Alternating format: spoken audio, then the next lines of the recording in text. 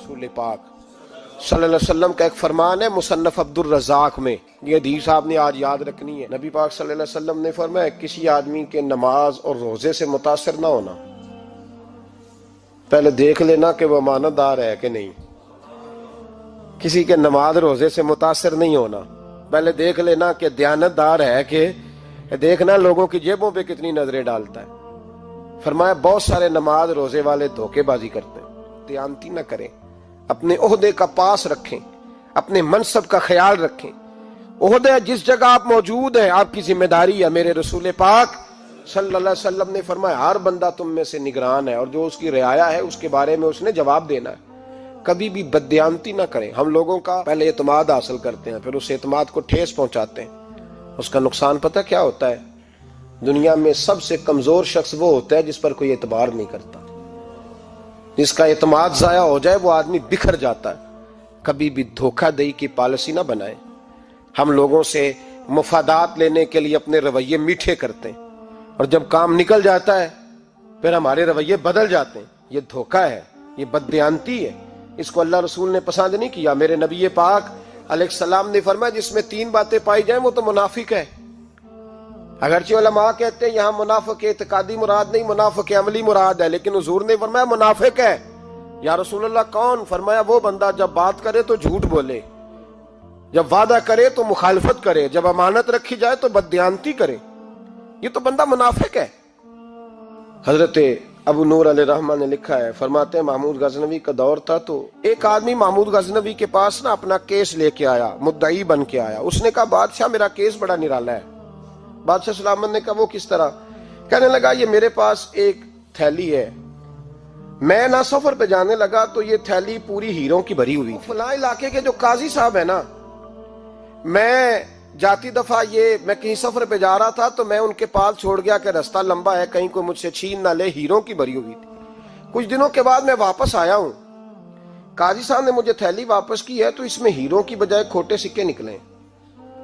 अब मैंने काजी साहब से कहा है तो काजी साहब तो मेरे गिरेबान तक आते हैं, वो कहते हैं बता कहीं से फटी है, खुली है? वो जिस तरह टांके लगा के तूने सी थी उसी तरह लगे हुए हैं कि नहीं? तो हुजूर लगे भी बिल्कुल उसी तरह है, ना फटी है ना खुली है। अब मैं लुट गया हूं, मेरी कुल उम्र की कमाई जाया हो गई, खोटे सिक्के कहां और हीरे कहां? तो मेहरबानी करें और आप की बारगाह में अल्लाह रसूल के नाम पर हलफ देता हूं कि मैं हूं बिल्कुल सच्चा। महमूद गजनवी कहने लगे तू जा, थैली छोड़ जा और जब मैं तुझे बुलाऊंगा फिर दोबारा आना।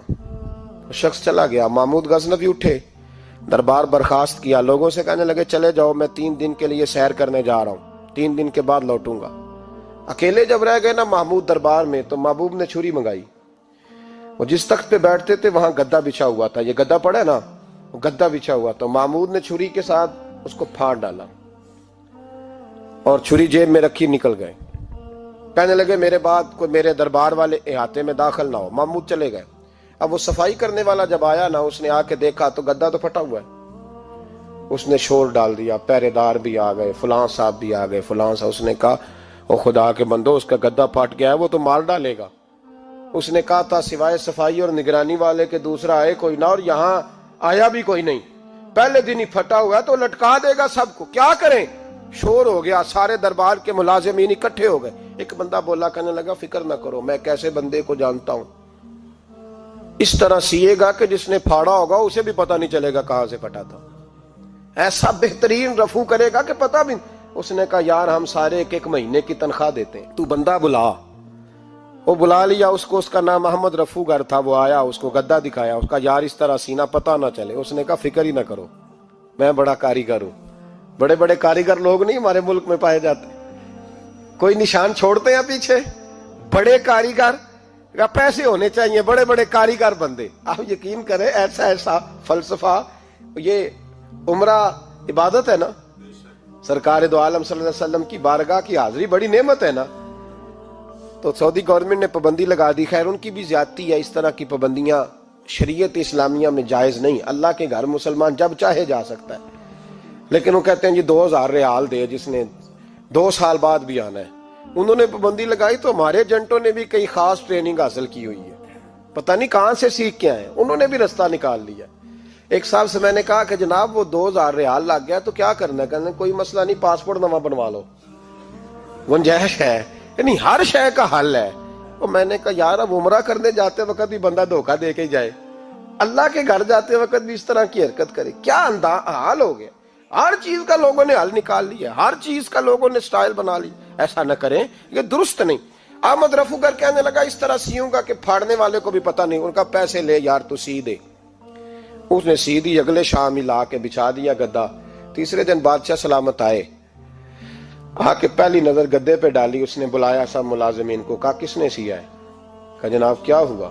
کہا یہ پھٹا ہوا تھا۔ کس نے؟ کہا نہیں پھٹا ہی نہیں۔ وہ کہنے لگے بنو بات میں خود پھاڑ کے گیا تھا، تو بتاؤ صحیح سیا کس نے ہے؟ کہا جناب آپ پھاڑ کے گئے تھے تو بتایا کیوں نہیں؟ فرمانے لگے اسی لیے تو بتایا نہیں تھا کہ تم خود تحقیق کر لو، بلاؤ بتاؤ سیا کس نے۔ تو بلا لیا، احمد رفو گر آ گیا۔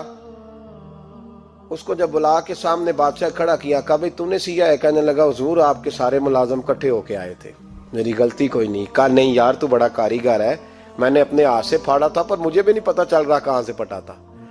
اچھا یہ بتا یہ تھیلی جو ہے یہ بھی تو نے سی تھی؟ اس نے کہا جی آپ کے خادم کا ہی کارنامہ ہے، وہ فلانے علاقے کے قاضی صاحب آئے تھے، اس میں سے ہیرے نکال کے تو کھوٹے سکے بھرے تھے، تو مجھے بھی تھوڑا سا حصہ ملا تھا۔ محمود نے سارے گواہ بھی اکٹھے کر لیے، ثبوت بھی اکٹھے کر لیے۔ پھر قاضی کو بلایا، پہلے سارے ثبوت اور گواہ کیس حل کر لیا۔ پھر ہمارے ہاں یہ حال ہوتا ہے کہ مدعی 2-3 ہفتے کے بعد خود ہی ہاتھ باندھ جاتا ہے، کہنا تسی میری جان چھڈو، مجرم پھڑو پاوے نہ پھڑو۔ وہ کہتا ہے مجھے معافی دو، میں رہا۔ ظلم ہے نا، ظلم، یہ زیادتی ہے کہ جو بیچارہ اتنے سوال مجرم سے نہیں ہوتے جتنے مدعی سے ہوتے ہیں۔ اب یقین کریں اتنے سوالات ہوتے، بیچارہ ہف جاتا ہے۔ یہ طریقہ درست تو نہیں، ایک لٹ گیا اور دوسرا طرح طرح کے سوالوں کے جواب دیتا پھرے بیچارہ۔ سارے ثبوت اکٹھے کر کے قاضی صاحب کو بلایا، تنہائی میں لے جا کے محمود غزنوی نے کہا قاضی صاحب آپ سے غلطی ہو گئی، غریب آدمی تھا، وہ لٹ گیا ہے، اس نے تو بڑی مشکل سے کچھ ہیرے جمع کیے تھے اور اس کی کل کائنات تھی، تو آپ اس کا مال اسے دے دیں، بات ختم۔ قاضی صاحب کہنے لگے آپ مجھ پہ الزام لگا رہے ہیں، سوال ہی نہیں پیدا ہوتا۔ آپ میری داڑھی دیکھیں، آپ میرا اعزاز دیکھیں، دنیا جانتی ہے میں اس کا۔ قاضی صاحب انسان بھول ہی جاتا ہے، بندہ بھول جاتا ہے، غلطی ہوگی، مال نے کہا نہیں سب۔ کہا میں تنہائی میں پوچھ رہا ہوں، میں اس وقت پوچھ رہا ہوں جب دوسرا موجود کوئی نہیں، آج توبہ کر لے، میں کچھ نہیں کہوں گا، تو میری زبان پہ اعتبار کر، تجھے پتا ہے میں جو کہتا ہوں اس پہ عمل بھی کرتا ہوں، باز آ جا۔ پر قاضی نے کہا نہیں میری غلطی کوئی نہیں۔ محمود نے پھر بڑے دربار میں بلا لیا، مجمع عام میں۔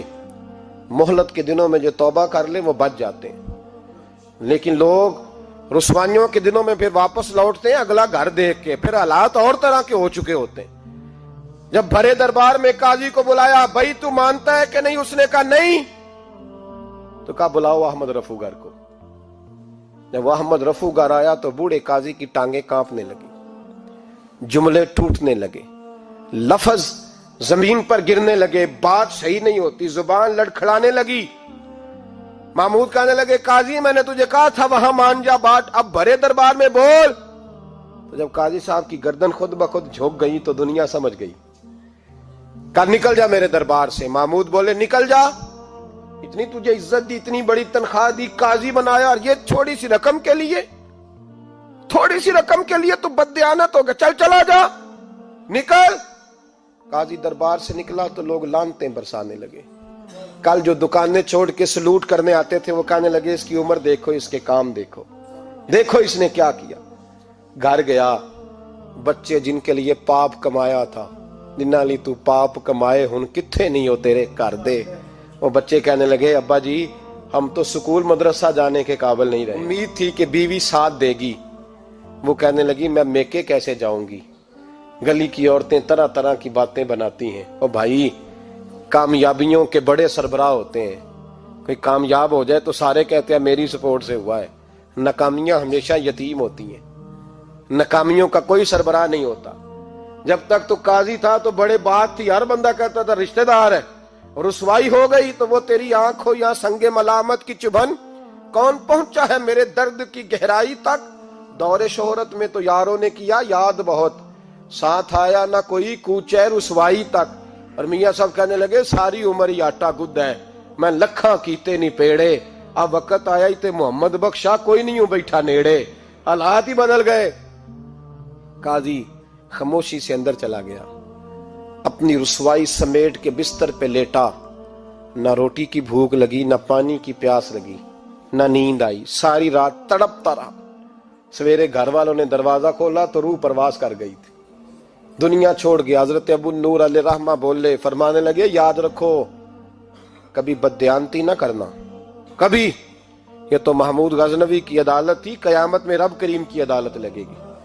اور فرمایا وہاں تو گواہی دینے والا احمد رفو گر تھا، قیامت میں تو تمہارے اپنے ہاتھ پیر گواہیاں دیں گے، ہمارا اپنا وجود گواہی دے گا۔ اور فرمایا یہاں تو لانتے دنیا دار برساتے تھے، وہاں فرشتے ہوں گے۔